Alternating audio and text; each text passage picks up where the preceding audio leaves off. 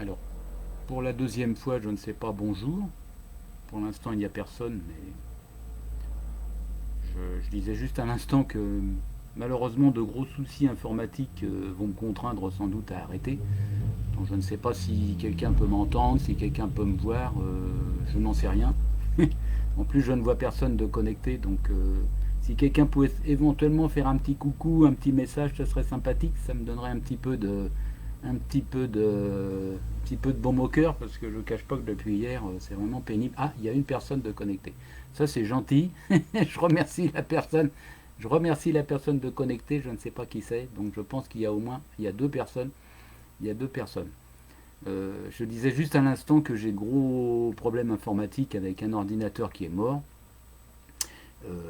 Ceux qui me connaissent mes colères parfois, et heureusement passagères, mais donc avec un ordinateur qui ne va pas tarder, je crains, à passer par la fenêtre. Parce que, bon voilà, c'est pas possible. Hein. On vit une époque où l'informatique est indispensable. Pour payer ses impôts, que sais-je, et bon, là, malheureusement, c'est vraiment plus possible. Et vraiment, je m'excuse pour ceux qui s'étaient connectés peut-être hier, hein, puisque ça n'a pas fonctionné. Mon ordinateur a refusé de fonctionner à la dernière minute, et quand il a bien voulu daigner peut-être fonctionner, eh bien c'est la cam qui ne fonctionnait pas. Donc j'ai essayé de bidouiller dans l'urgence, pardon, les paramètres, etc. Mais je dirais que je vois Régis Rouillet qui s'est connecté, qui me connaît, c'est gentil. Mais bon, voilà, je dirais que c'est pas possible. C'est pas possible avec un matériel aussi pourri de pouvoir faire quelque chose de convenable. Donc je croise les doigts, mais vraiment, c'est vraiment très pénible. Ça m'a contrarié. J'étais contrarié pour ceux qui peut-être voilà, voulaient m'écouter. Alors la première fois, la vidéo, comme vous le savez, avait coupé au bout de 5 minutes. La deuxième a marché pendant 45 minutes, mais s'est arrêtée à la fin. Alors apparemment, le différé, on pouvait tout voir jusqu'au bout. Mais moi, j'avais l'écran noir, je ne voyais plus rien du tout. Donc je ne savais pas si quelqu'un m'écoutait. Donc ce qui fait que j'ai abrégé, mais bon, il y avait 45 minutes. Il y avait 45 minutes, c'était déjà très bien. Là, je ne sais pas si ça va rester comme ça. Je suis revenu sur la version classique Chrome qui refusait désespérément de fonctionner la dernière fois. Et hier, étonnamment, la version Chrome bêta qui fonctionnait très bien ne fonctionnait plus. Donc je suis revenu sur Chrome, mais là j'ai mon écran qui n'arrête pas de sauter. Et alors on me dit que vous me voyez. J'espère qu'on m'entend. C'est le principal, parce que me voir, bref. Mais moi j'aime bien voir ce que je fais. Il y a trois personnes et voilà, un ordinateur pourri qui ne fonctionne plus. Et c'est vraiment pénible. Hein. C'est déjà pénible pour un petit divertissement, je dirais comme ça, mais c'est très pénalisant pour payer ses impôts ou autres avec un ordinateur qui marche un jour sur deux. Et vous pensez bien qu'avec le confinement que nous avons traversé, jusqu'à présent, moi je travaille à domicile, donc jusqu'à présent je n'ai pas eu la possibilité d'aller à Paris pour le faire réparer ou le faire changer, car à mon avis, au bout de 10 ans, il a besoin d'un successeur. Voilà, voilà. Je vais revenir un petit peu si ça fonctionne. Alors je n'ai même pas le temps, si quelqu'un pouvait m'aider, je n'en sais rien, si 3 minutes 52 que ça dure. Bon, pour revenir un petit peu sur ce que je disais la semaine dernière, mais je ne vais pas reprendre tout le laïus que j'ai fait la semaine dernière. Hein. Je renvoie à ceux que ça pourrait intéresser, à la vidéo différée qui est toujours sur ma page. Ce que j'expliquais en... Ah, je vois une collègue de travail, c'est gentil. Voilà, quatre personnes. Un ami égyptien, Ahmed, bonjour, tu me vois. Régis, du souvenir napoléonien, qui me voit. Et Laure, qui est une collègue, c'est gentil, qui me voit. Et oui, bah ça c'est bien, tu me vois, c'est gentil. Voilà, voilà. Bon. Et donc j'avais expliqué pourquoi j'avais eu l'envie de faire ces petites vidéos. Bah, c'était tout simplement pendant le confinement. Maintenant le confinement est terminé, mais bon, voilà. Et tout simplement pour m'inspirer d'un historien et conservateur, comme je l'ai dit la semaine dernière, et conservateur de la bibliothèque de Versailles, qui s'appelle Vincent Hégel. Et pendant le confinement, bien évidemment, il est responsable de la bibliothèque. La bibliothèque, bien entendu, était fermée. Et il a diffusé des petites vidéos sur Facebook pour montrer des livres qui sont dans les collections, bien entendu, de la bibliothèque de Versailles, dont il a la responsabilité.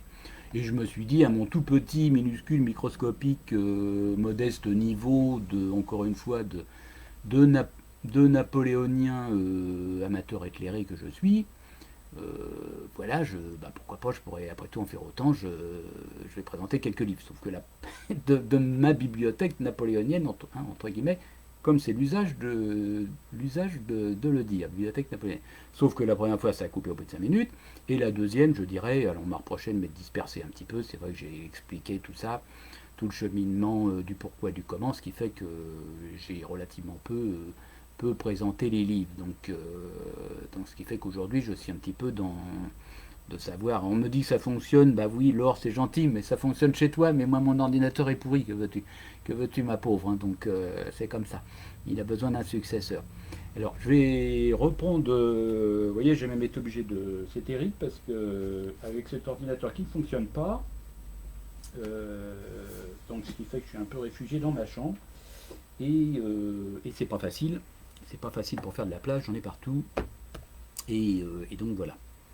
Alors, je vais revenir. La semaine dernière, j'avais présenté quelques livres pour vous dire, pour vous dire qu'en faisant du rangement effectivement dans mes livres, etc., je m'étais aperçu que j'avais des livres en double. Et plutôt que de les jeter ou d'essayer de les vendre sur des sites de vente aux enchères sur internet bien connus, etc., si je préférerais faire plaisir à quelqu'un et les donner. Donc je sais que déjà il y a certaines personnes qui sont intéressées. J'ai une nièce notamment qui est prof d'histoire sur la région de Toulouse, donc ça m'intéresse. Voilà. Donc je reviens un petit peu brièvement sur ce que j'ai présenté la semaine dernière.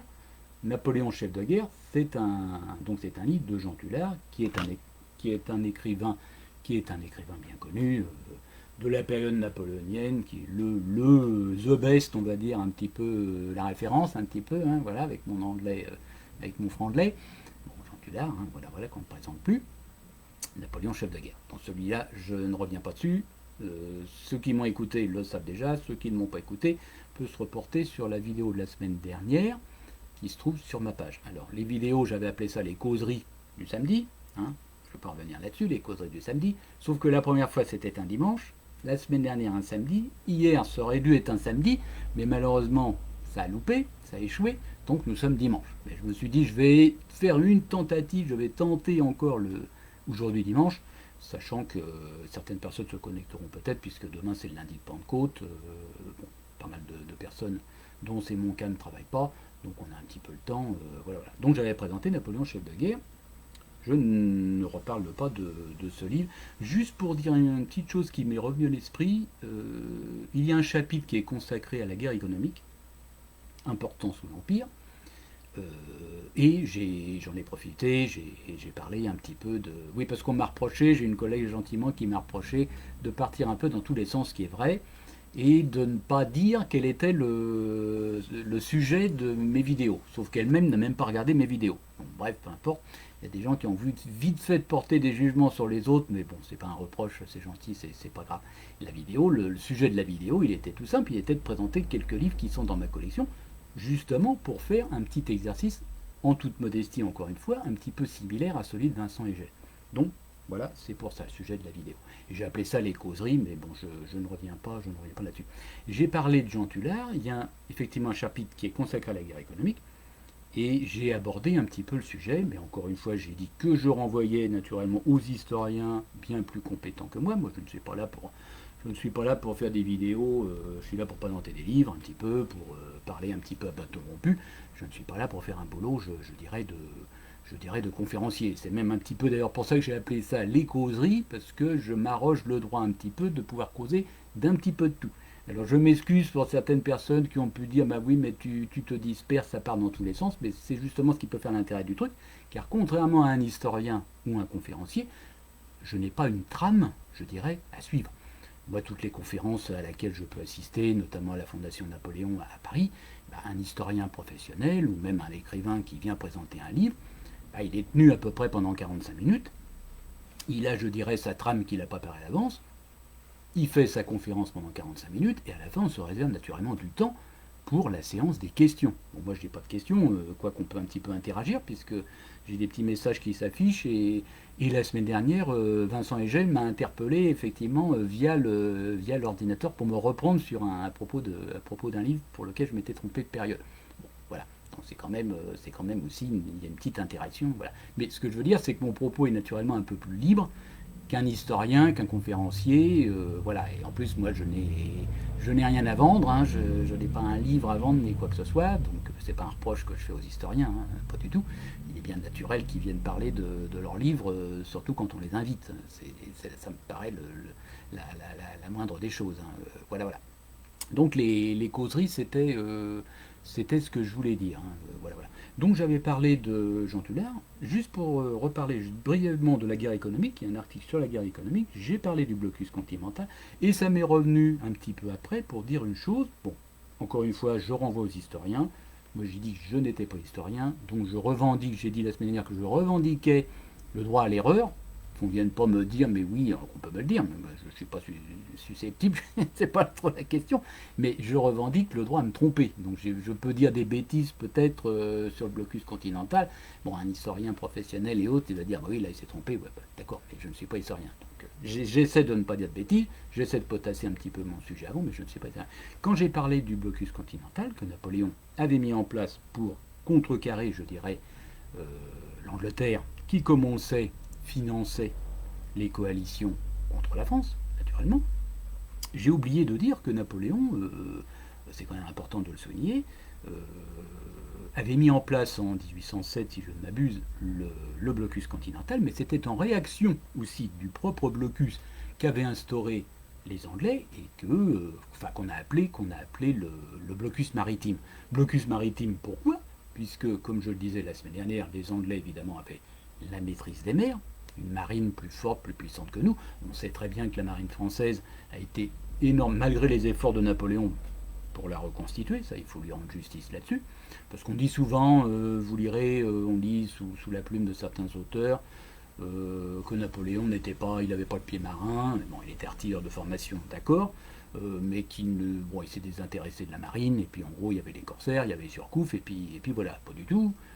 Il a au contraire énormément agi pour tenter, pas véritablement réussi, mais pour tenter de reconstituer une marine digne de ce nom, car on sait qu'à l'époque de l'Ancien Régime, au moment de Louis XVI, la France avait une marine, c'était la deuxième quasiment du monde, je dirais, par rapport à l'Angleterre. Sauf que sous la Révolution, tout a été désorganisé. Évidemment, vous aviez beaucoup d'officiers de marine qui étaient nobles, qui sont partis à l'étranger, donc il a fallu en former d'autres, etc. C'était pas facile. Donc les Anglais, ce que je voulais dire, c'était que le blocus continental avait été instauré par Napoléon pour répondre au blocus maritime que les Anglais avaient initié. Car les Anglais voulaient naturellement éviter que les bateaux français puissent venir en France pour apporter des marchandises. Et on sait que des bateaux français venaient, des bateaux de commerce, hein, je dirais notamment, venaient des possessions françaises que les Français, que nous avions notamment aux Antilles. Les Antilles françaises, je n'ai pas de place sur mon bureau, c'est pas grave. C'est même pas un bureau. Voilà, donc les Anglais évidemment. Et donc la France, en réaction en quelque sorte à ce blocus maritime, Napoléon a instauré, pour en faire autant en quelque sorte, le blocus continental. Blocus maritime, c'est connu, il n'y a pas besoin d'avoir fait beaucoup d'études d'histoire, ni d'être un féru de Napoléon comme certains pour le savoir. Il y a un fait qui est parfaitement connu, c'est tout simplement c'est le sucre.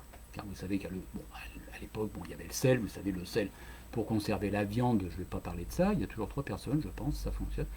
Le sucre était très important, et la France, naturellement, importait le sucre de canne, qui venait des possessions des Antilles, la Guadeloupe et la Martinique notamment. Sauf qu'en raison du blocus maritime instauré par les Anglais, bien évidemment, les bateaux ne pouvaient plus venir. En plus, à partir de 1808, etc., lorsque la guerre, j'ai parlé des coalitions au début, lorsque la guerre a repris, on sait qu'il y a eu une courte période de paix consécutive au traité d'Amiens entre la France et l'Angleterre qui a duré peu de temps parce que les Anglais essentiellement voulaient reprendre les hostilités. Bon, voilà, peut-être un petit peu Napoléon aussi, mais il faut bien dire quand même essentiellement des Anglais.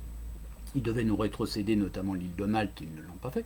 Bon, voilà, c'est comme ça, c'était stratégique en même temps pour eux, l'île de Malte en Méditerranée, ce qu'on peut comprendre. Mais bon, bref. Donc ils ont instauré ce blocus maritime et dans les Antilles, de nouveau en guerre contre les Anglais, la France a perdu la plupart de ses possessions petit à petit, c'est-à-dire notamment la Guadeloupe, la Martinique, etc. La Martinique se trouvait notamment la sucrerie d'une personne bien connue, très connue, puisqu'il s'agit de Joséphine de Beauharnais, qui naturellement est la première épouse de Napoléon et qui devient impératrice naturellement lors de son couronnement. Donc, blocus maritime en raison des Anglais, il a bien fallu pallier à ça, notamment blocus continental en riposte en quelque sorte au blocus maritime des Anglais, mais en France il a fallu pallier, et le fait, je dirais, le plus connu, c'est le sucre, puisque nous n'avions plus de possibilité d'importer le sucre de canne. On a mis au point en France, il a été mis au point le sucre par la betterave, tout simplement.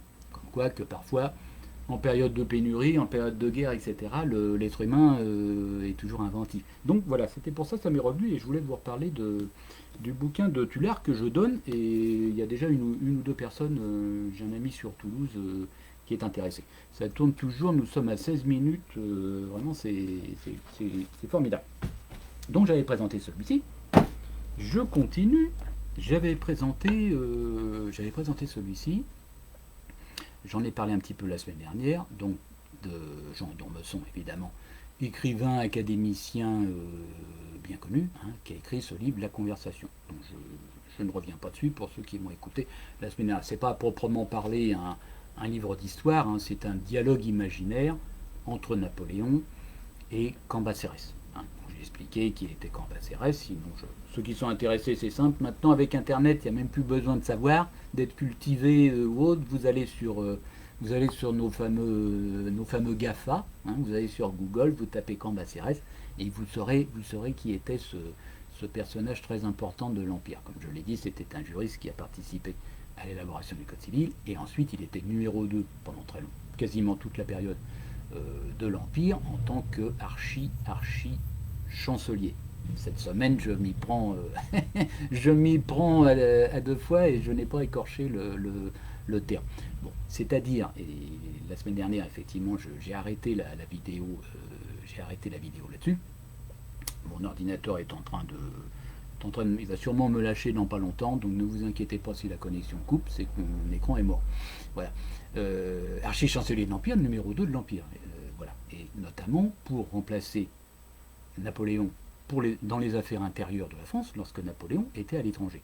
Et comme je disais la semaine dernière, ça, il n'y a pas besoin d'avoir fait d'autres études, ni d'être un super passionné, encore une fois, de Napoléon pour le savoir. C'est comme il y a eu des guerres incessantes sous l'Empire.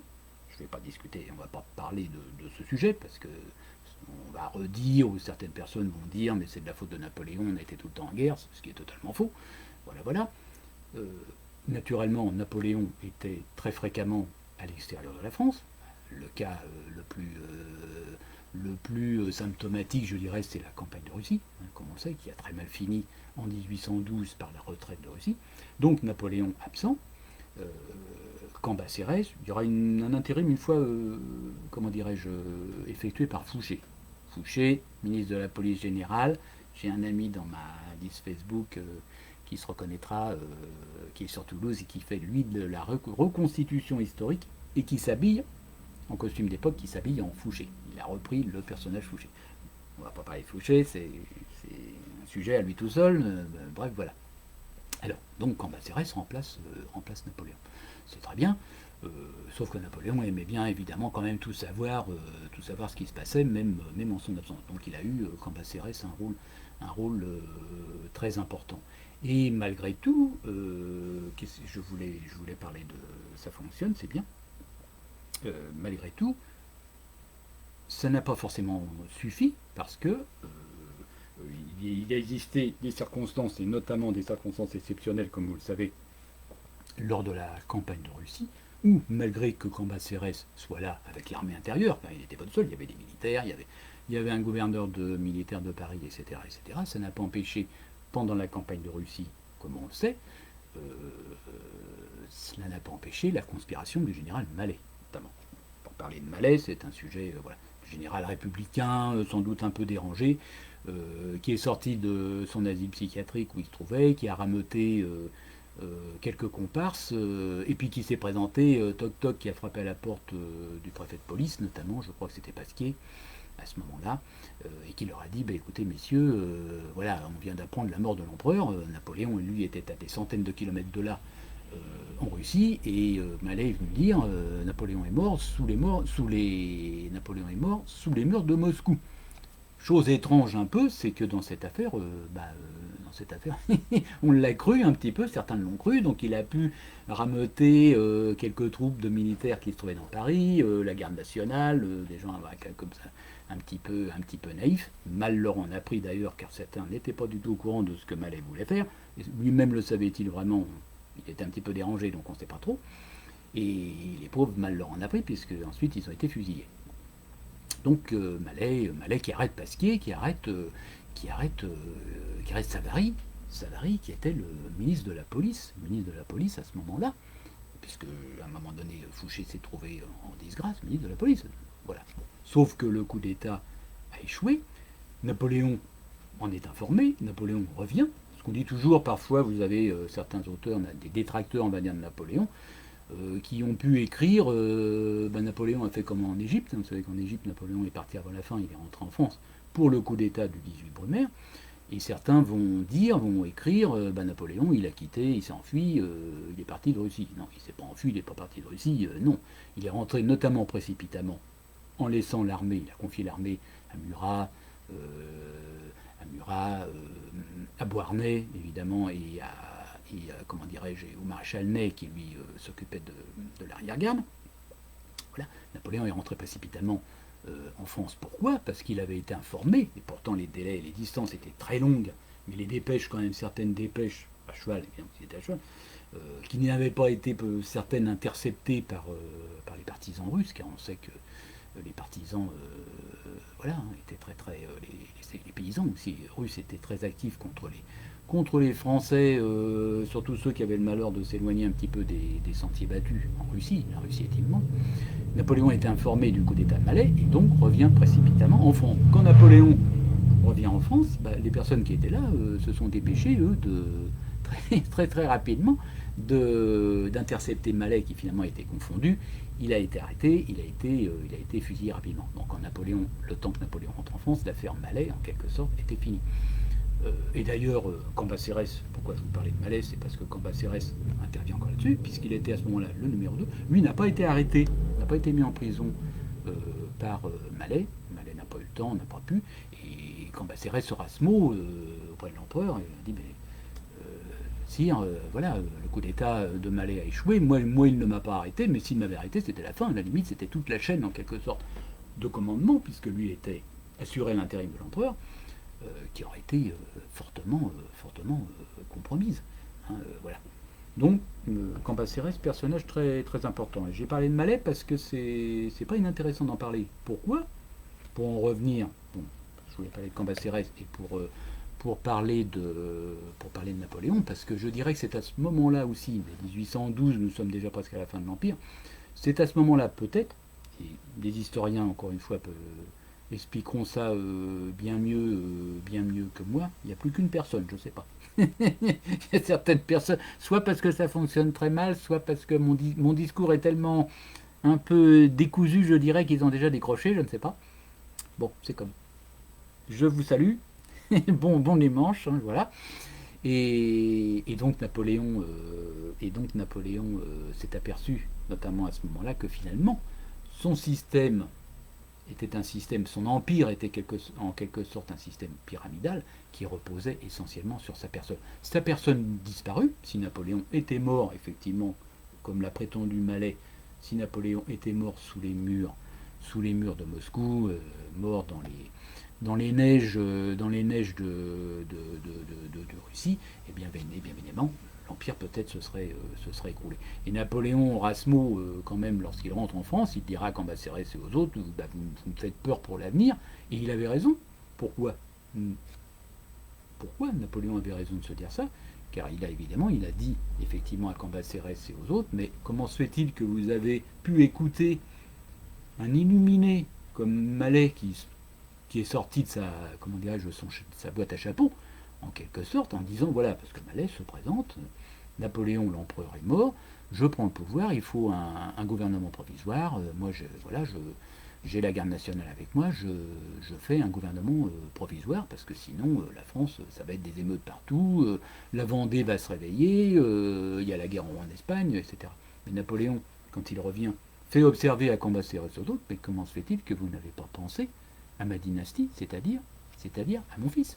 Si Napoléon était mort en Russie, il y a une succession qui normalement doit se faire, puisque le roi de Rome existait, Napoléon avait un fils. Son successeur en cas de mort, c'était naturellement, potentiel, c'était naturellement tout de suite le roi de Rome. Et non pas un général obscur comme Malais.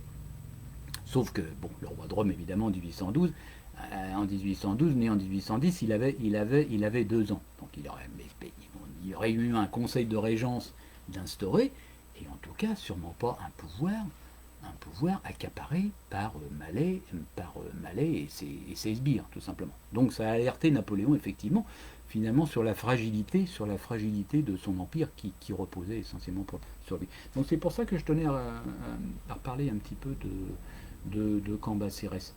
Alors Cambacérès, il y a une petite anecdote aussi, car on sait qu'il était très vraisemblablement, enfin, bon, à l'époque on parlait peu de ces choses-là, il était, pour la petite histoire, il était homosexuel.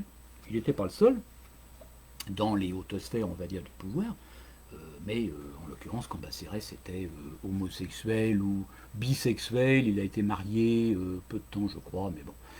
Pourquoi je dis ça? C'est pas important parce que c'est du domaine de la vie privée, quoi. Qu'à l'époque, bon, l'homosexualité commençait beaucoup plus réprouvée, je dirais, que de nos jours. Hein. Et encore de nos jours, il n'y a pas si longtemps que l'homosexualité était considérée comme un délit dans le code pénal. Hein. Si on revient 40 ans en arrière, 40 ans c'est à peine hier. Hein.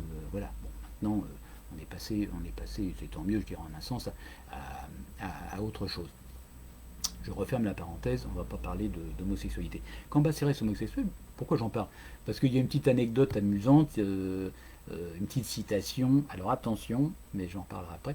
Il y a une petite citation de Napoléon où un jour, Cambacérès a rendez-vous avec l'empereur, il vient voir l'empereur, et Cambacérès est en retard. Bon, mon ordinateur ne va pas tarder à sauter. Honnêtement, je ne sais pas du tout si vous me voyez. Moi, je ne vous vois plus. Donc, c'est quand même très, je dirais très ennuyeux. J'espère que vous me voyez, car moi, je ne vous vois quasiment plus.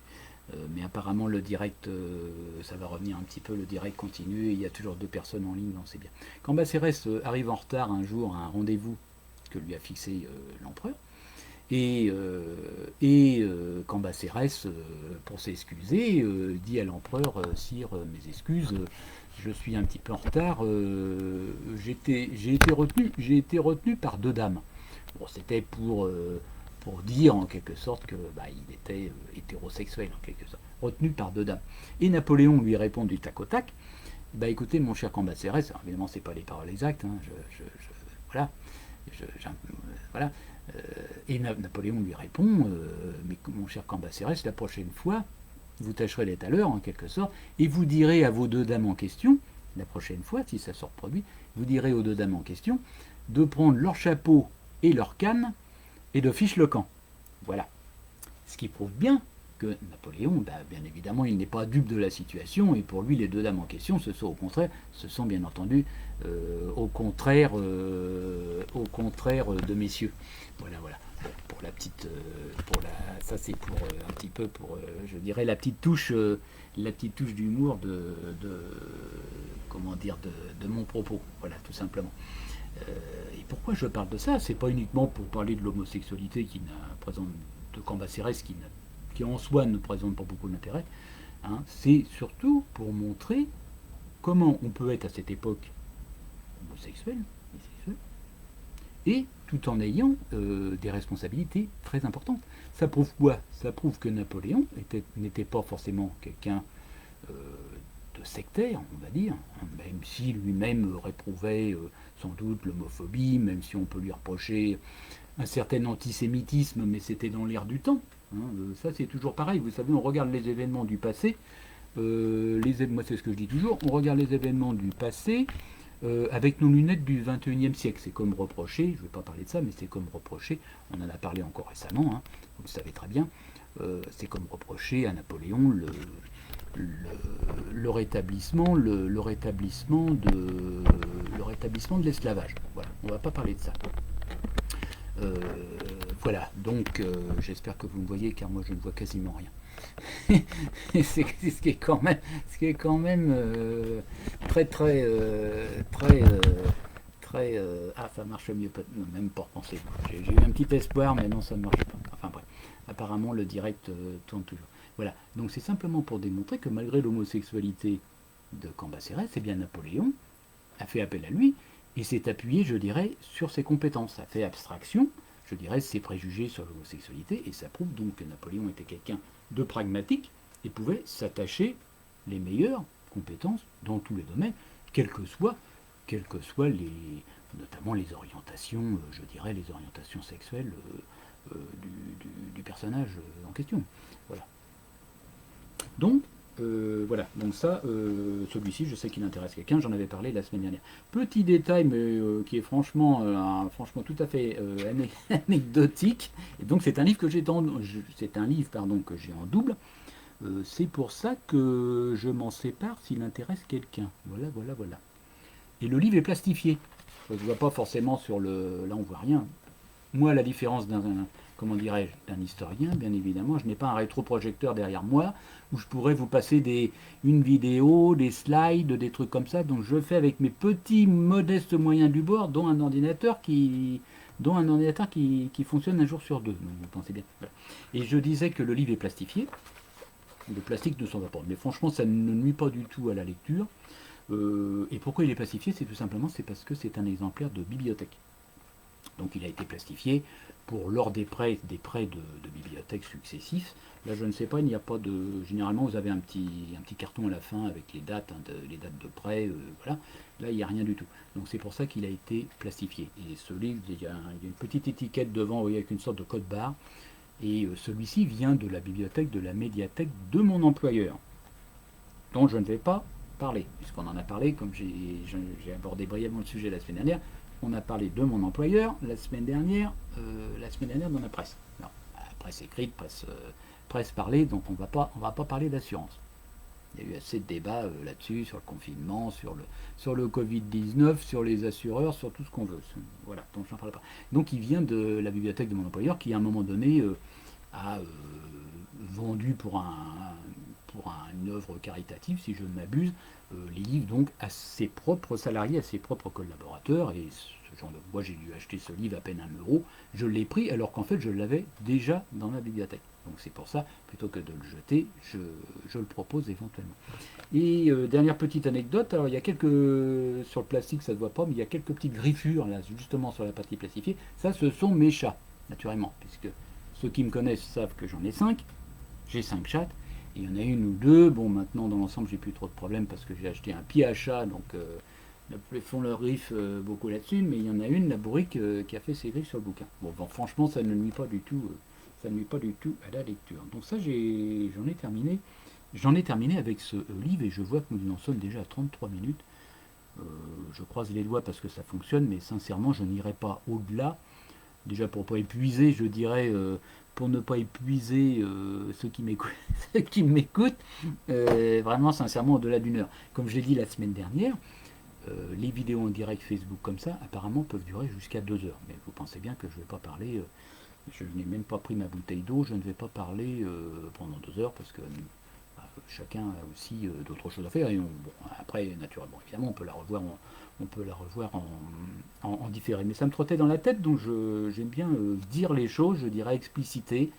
Certains vont prendre ça pour. J'ai une collègue qui va prendre ça pour un défaut. Moi, j'ai une formation, encore une fois, de juriste, notamment en droit, en économie, etc. Et j'ai toujours été comme ça. C'est comme ça que je fonctionne. J'aime bien comprendre, j'aime bien expliquer. Et je vais pas changer, hein, je vais pas changer à mon âge.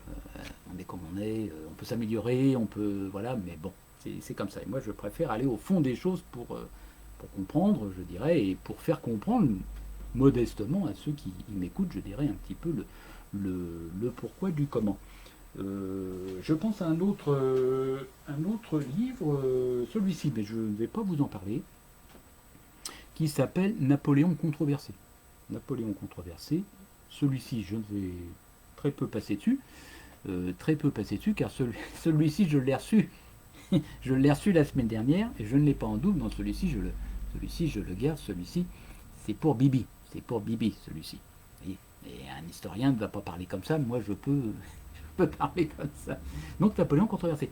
C'est un livre écrit par Robert Christophe, monsieur qui est décédé, qui a écrit beaucoup de livres, qui était surtout écrivain, mais pas véritablement, si je ne m'abuse, historien de formation, mais qui a écrit plusieurs livres sur la période, dont notamment une biographie intéressante du maréchal Marmont, et qui a écrit ce livre, Napoléon controversé. Le titre est un petit peu trompeur parce qu'on pourrait penser qu'il parle essentiellement de Napoléon, c'est ce que je disais la semaine dernière, en disant Napoléon controversé parce que d'un autre côté vous avez les supporters, les super fans de Napoléon, et de l'autre côté vous avez les détracteurs. Les détracteurs, ça ne fonctionne encore plus. Mon écran est noir. Les détracteurs de Napoléon qui le prennent encore une fois pour un affreux dictateur. Vous savez ce qu'on disait à l'époque, enfin ce que la propagande anglaise notamment disait à l'époque, c'est-à-dire l'ogre corse, Attila, tout ce que vous voulez. Donc on pourrait penser, mais en fait, effectivement, il aborde effectivement Napoléon, mais pas seulement, il aborde les témoins oculaires de l'époque, et il montre finalement comment un événement, comme par exemple la retraite de Russie, a pu être vécu ou a pu être rapporté totalement, relativement différemment par certains auteurs, ce qui est vrai.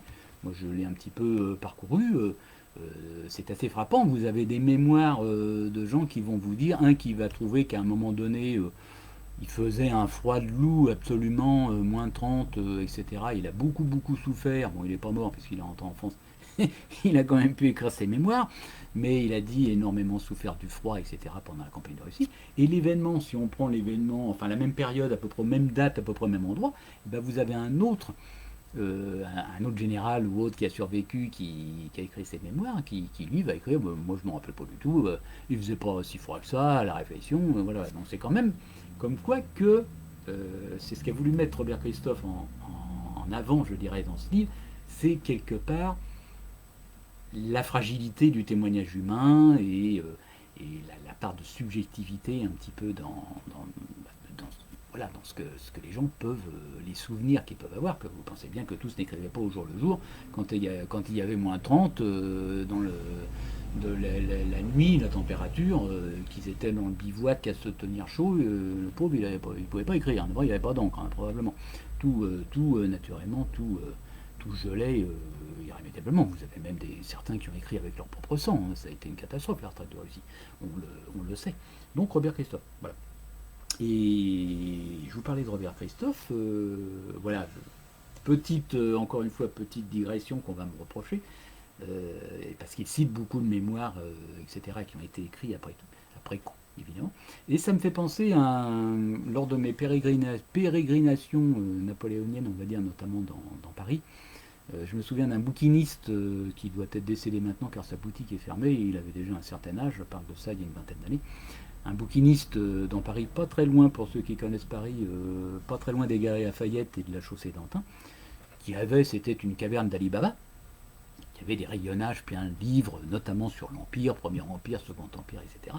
Et moi j'étais là, je lui achetais quelques livres, j'étais plus jeune, et je lui disais, je lui faisais, comment dirais-je, remarquer l'abondance de souvenirs, de mémoires écrits notamment par des militaires. C'est beaucoup de militaires, et pas que des généraux. Il y a eu des généraux, mais on connaît des militaires qui ont écrit leurs mémoires et qui ont eu énormément de succès. Je pense au sergent Bourgogne, à Coignet, qui parle de la retraite de Russie, qui n'étaient pas des officiers, supérieurs, mais qui pour autant ont écrit après ce qu'on a appelé l'épopée napoléonienne, qui ont écrit après la chute de l'Empire, et ce sont des livres qui se sont vendus, qui étaient donnés à l'époque comme prix dans les écoles, que tout le monde a plus ou moins chez lui, chez soi, dans sa bibliothèque ou dans son grenier. Et quand je faisais observer à ce bouquiniste, je me souviens toujours de l'anecdote, je lui avais dit, mais il y a beaucoup comme ça, de mémoires. Moi j'étais un petit peu naïf, hein, beaucoup de mémoires de militaires, de généraux, et il m'a répondu, oh, mon pauvre monsieur, d'accord, mais vous savez, il y en a beaucoup, mais heureusement que beaucoup sont morts avant, sinon il y en aurait le double. Et il avait raison. Il avait raison. Vous avez beaucoup de militaires, beaucoup de généraux, notamment, qui sont morts. Récemment, on a retrouvé je pense à ça, on a retrouvé les ossements d'un général qui s'appelle le général Gudin, qu'on a retrouvé pas loin, je crois, de Smolensk, mais bon, c'est même plus la Russie actuelle, ça doit être en Biélorussie, je ne sais plus exactement. Il y a eu un accord, une transaction avec le gouvernement français pour rapatrier ces ossements en France. Vous voyez comme quoi que 200 ans plus tard, on peut encore, et en plus grâce à une analyse ADN, puisqu'il a des descendants actuels vivants, on peut arriver quand même à de belles choses. Et donc, je me souviens toujours de cette réflexion, bah oui, mais heureusement, certains sont morts en cours de route, sinon il y aurait le double de mémoire. Et c'est vrai, il avait raison, c'est vrai. Et pourquoi je vous parlais de Robert Christophe, c'est parce que quand j'ai reçu ce livre la semaine dernière, je vois que nous en sommes à 40 minutes, donc sincèrement, je me suis juré, je mordicus, hein, pour ne pas lasser, quoique je vois qu'il y a 4 personnes, je n'irai pas au-delà d'une heure, c'est-à-dire 19 heures, ce qui me laisse à peu près 10 minutes.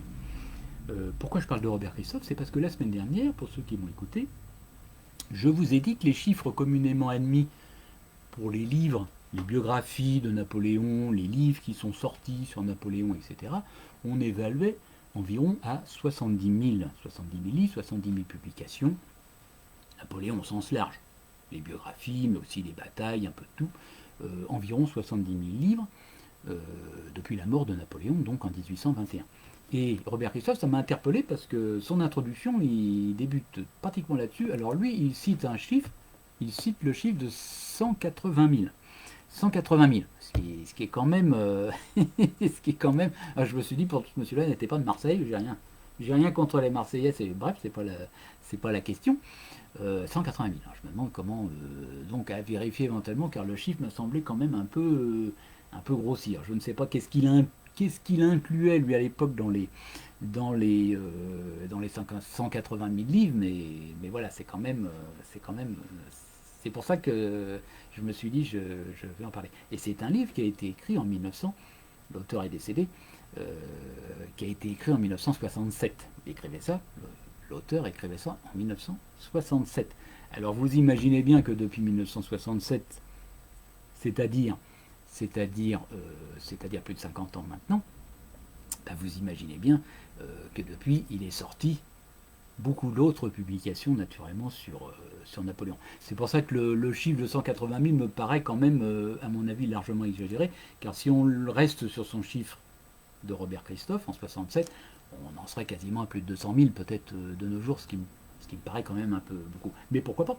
Donc c'est pour ça que je voulais vous parler d'un livre qui est très intéressant, mais celui-ci je le garde pour moi, hein.